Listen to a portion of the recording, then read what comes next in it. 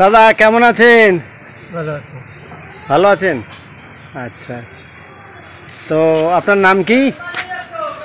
কাশীশ্বর বর। বুঝলাম না, ভালো করে বলুন।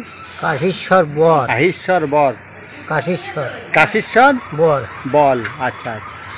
এই যে লিচু বিক্রি করছেন, লিচু কত করে কিলো? 100 টাকা। 100 টাকা। আচ্ছা আচ্ছা। যাই হোক, তো আগের দিন আপনার থেকে লিচু নিয়ে গেছিলাম 1 কিলো, যথেষ্ট ভালোই হয়েছে। তো সেই জন্য আবার দাঁড়ালাম।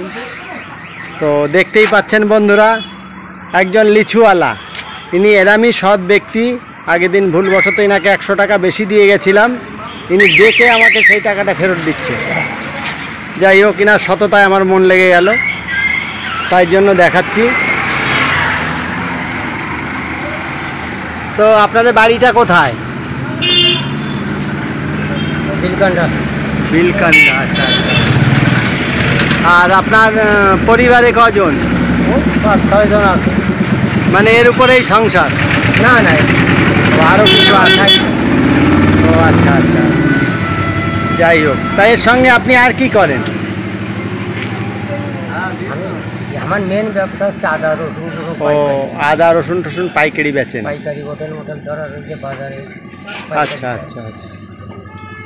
যাই হোক, আপনার সঙ্গে এই কথা বলে সত্যি ভালো লাগলো। তার কারণ আপনি দেখলাম এই যে লিচু, তা আজকে লিচু সব প্রায় বিক্রি হয়ে গেছে? হ্যাঁ, অল্প করে আছে। আর অল্প আছে। তা বন্ধুরা দেখতেই পাচ্ছেন, একটা মানুষ রিকশায় করে, আজকের দিনে কত মানুষ আছে যে আমরা ভুলবশত পয়সা দিয়ে গেলে কিভাবে হানাহানি।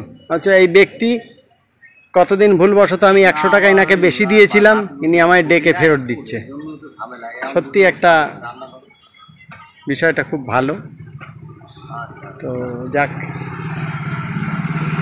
তা আপনি এই আদা রসুন কোথা থেকে মোটামুটি নেন আর কোথায় বেচেন?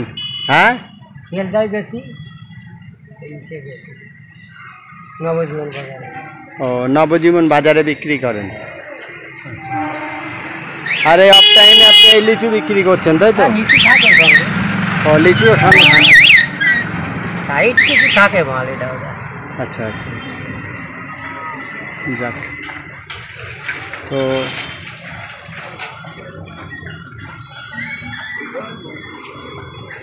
যাই হোক, বেশ ভালো আপনার এই। তা আপনি কি লিচু ঘুরে ঘুরে বেচেন না এখানে এক জায়গায় দাঁড়িয়েই বেচেন? দাঁড়াই নিয়েছি। মোটামুটি বেচা কিনা ঠিকই আছে, তাই তো? তো বন্ধুরা দেখতে পাচ্ছেন, আমরা সব জায়গায় দেখি সততাই মূলধন নিয়ে ব্যবসার কথা অনেকেই বলে, তার মধ্যে সততা, সৎ ব্যক্তি যে কতজন তা তার ব্যবহারেই পরিচয় পাওয়া যায়। আজ এই লিচুওয়ালার থেকে যে ব্যবহারের পরিচয়টুকু পেলাম, সত্যি একজন সততার একটা রূপ বলা যেতে পারে।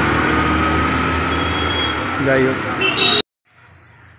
তো দাদা আপনার সঙ্গে যে আমার কথাবার্তা হচ্ছে, এইগুলো আমরা একটা চ্যানেলের মাধ্যমে আছি, এই পুরো বিষয়টা চ্যানেলে ব্রডকাস্ট হবে, আপনার কোনো আপত্তি নেই তো? আচ্ছা আচ্ছা। তার কারণ আমরা ব্যক্তি আপত্তি থাকলে আমরা সেই জিনিসটা ব্রডকাস্ট করি না।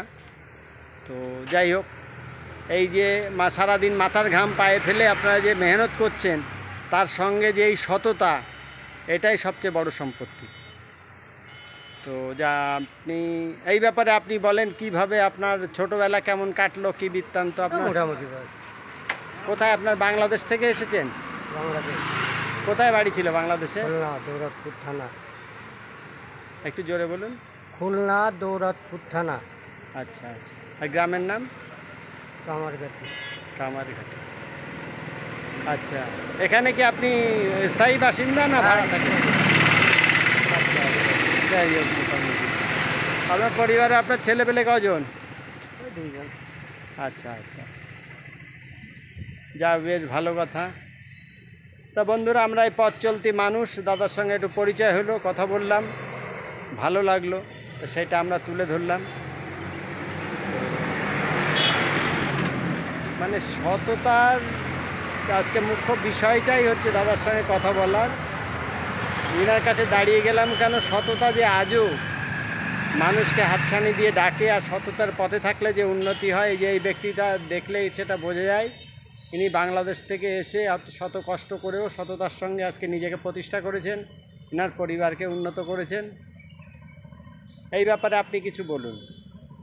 কি বলবো? আচ্ছা, ঠিক আছে, ভালো থাকবেন। হ্যাঁ। ওকে।